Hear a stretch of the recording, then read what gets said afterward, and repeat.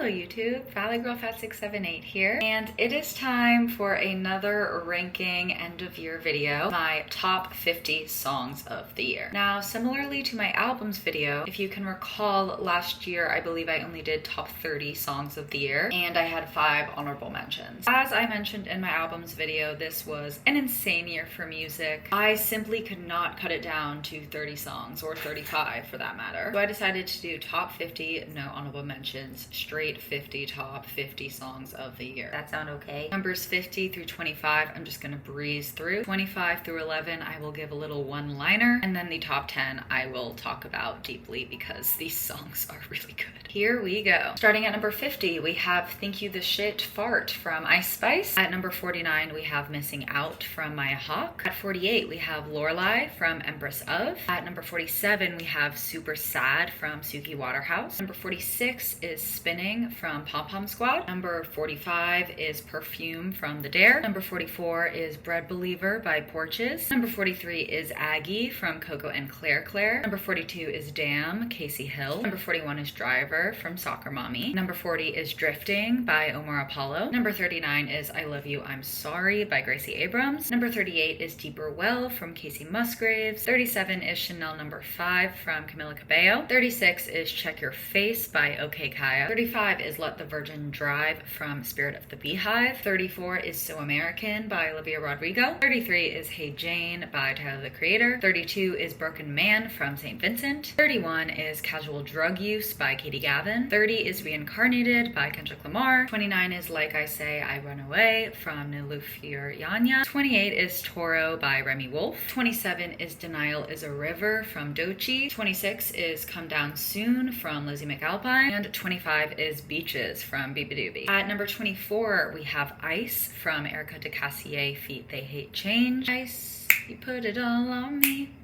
Hot and cold, you're so indecisive. 23, The Kill from Maggie Rogers. This is the best song off of her album from this year. I know people have other opinions, but I'm sorry, this is the one. 22 is Vintage from Moses Sumney. Oh my god, his vocals matched with the production on this track is just stunning. At 21, we have Foxglove from Hailey Hendrix. The metaphor in the song paired with the frankly killer indie guitar instrumentation is so satisfying. At number 20, we have Juna from Clairo. You make me want to try on feminine. You make me want to buy a new dress. You make me want to slip off a new dress. Also Mouth Trumpet. At number 19, we have Lego Ring from Faye Webster featuring Lil Yachty. This is a song about them wanting a Lego ring, and it's awesome. Number 18 is Punish from Ethel Cain. I'm so ready for this new album. It sounds like it's gonna be even darker than Preacher's Daughter, so looking forward to that. At number 17, we have We Can't Be Friends, Wait for Your Love from Ariana Grande. You know that you made me. I don't like how you paint me, yet I'm still here hanging. And vocals, obviously. Number 16 is Saturn from SZA. She never misses, even when it is frankly just a throwaway single that she just decided to release. It still like charts. At number 15, we have Please Please Please from Sabrina Carpenter. While you could argue that Espresso was Sabrina Carpenter's song of the year, if we're talking about objective quality, this song is kind of a perfect pop song in an incredibly unique way. At number 14, we have 16 Carriages from Beyonce. I love how she basically takes you through her whole life in this song, while at every different landmark, if you will, through the writing of the song, through the lyricism, she is relating certain points of her life to past points or future points. It's all very connected, and that's kind of the point of the song. It's life. It's very beautiful songwriting. At number 13, we have Coma from Caroline Polachek. The way she utilizes like a beeping noise of,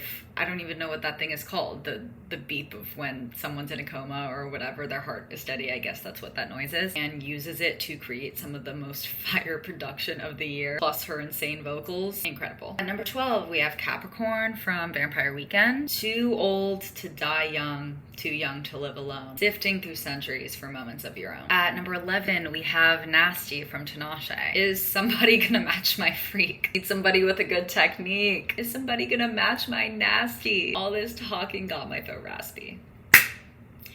Yeah. Alrighty, we are in the top 10. At number 10, we have Chloe or Sam or Sophia or Marcus from Taylor Swift. Now, on the surface level, this song is one of the best songs she's ever written. Then when you dig deeper, you realize that like the way she wrote this song is in a way that makes it impossible to attach a muse to it. Could argue that she's talking to all of her past lovers or muses or whatever. Could argue she's talking to herself. Or you could argue that it is just a song about relationships running their course. While she says so much, you still finish listening to the song not necessarily having any more context into her life other than her emotions. It's a perfect example of what she does so geniusly well. At number 9, we have Life Is from Jessica Pratt. Now, this is a short track. It is simple in its existentialism. It is a song about life, obviously. It's called Life Is. And she manages to make a really sweeping, general, overarching manifesto of sorts on life through kind of just talking about her own intricate experiences like being insecure. It is a really great example of genius, simplistic songwriting. And of course, her vocals are so beautiful, so unique, and the production and instrumentation matches the sentiment that the lyricism and her vocals bring as well. At number 8, we have Diet Pepsi by Addison Rae. If you would have told me in 2020 that I was going to be a big fan of Addison Rae as a rising pop star in 4 years, I would have laughed in your face. And I am not the only person to say that. I think anyone who is watching pop culture right now has that same statement in their back pocket. But nevertheless, here we are. This is kind of a perfect pop song. It references Lana Del Rey, specifically the Born to Die era. Many people have said that this song like sounds like a Born to Die song, or that like Addison Rae is trying to give Lana Del Rey. And I think that's kind of ridiculous. I don't think this song sounds like Lana Del Rey at all. It was clearly inspired by Lana Del Rey, with the kind of using a classic American product as a sort of metaphor for youthfulness, for bubbliness, thirst quenchingness. And of course, the music video very obviously references the Lana Del Rey Born to Die music video. But other than that, this is an Addison Rae song. We have a kind of says so much in so little line. That is the hook of the whole song. Wasting all my innocence in the back seat. That connects to a lyric in the second verse, like fog up the windows in the parking lot. Even the first line, my boy's a winner, he loves the game. It paints such a clear picture of the subject of the song. Plus the little key change at the end, so catchy.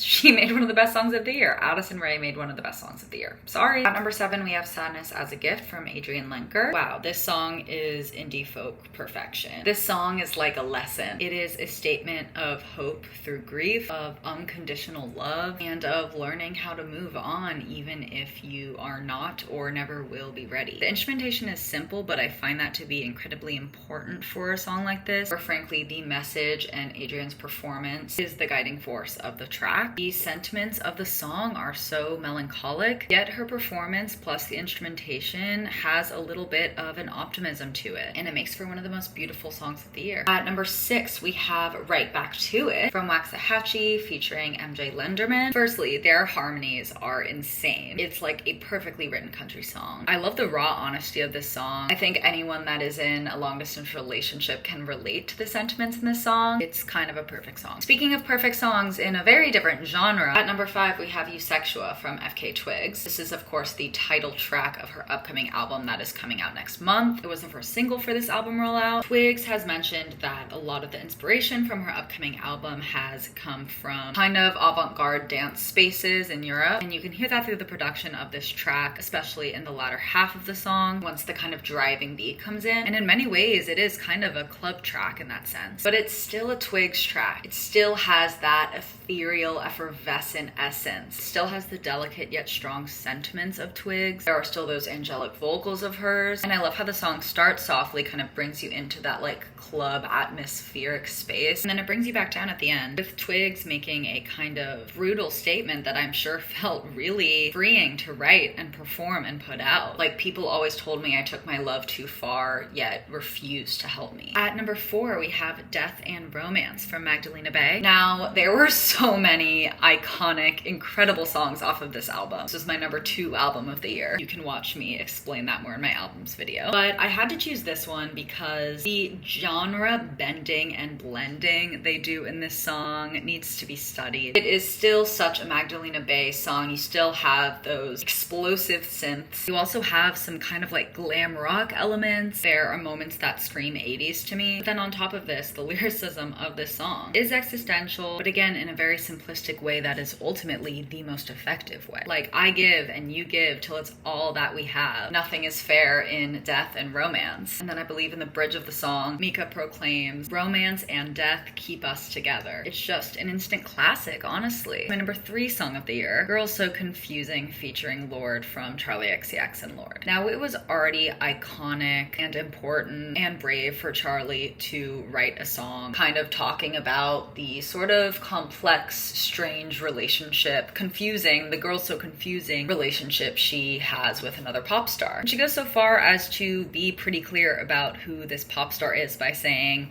people say we're like, they say we have the same hair. But then you add onto the remix said pop star you have nuanced, complicated beef with. No, but there's more. And then her verse is some of the most honest, raw, culture calling out, deeply girl relatable content of the whole year. And it acts as a response to the original song. I'm sorry. Oh, also, if the Madison Garden, New York City stop on the Sweat Tour wasn't already the best, having Addison Rae doing Diet Pepsi with Charli and Troy. Oh yeah, bring Lorde out. Bring Lorde out to do her verse. Strut. Why don't the two of you strut? Why don't you guys strut on stage while you do that? While you do it and you sing it. Yeah.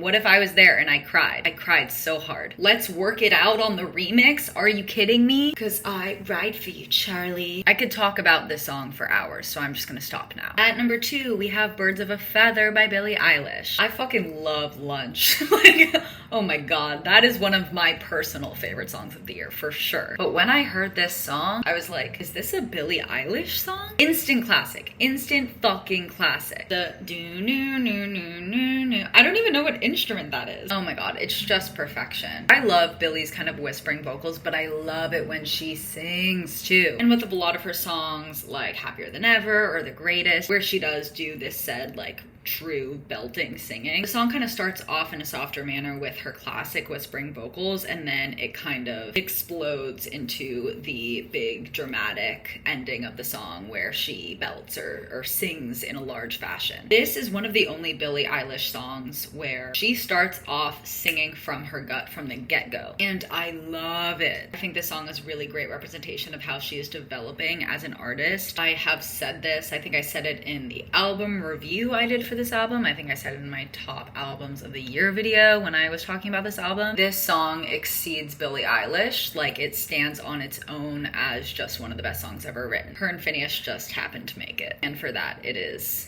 my number 2 song of the year, only beat by one song. Now, let's all say it together. Good luck, babe.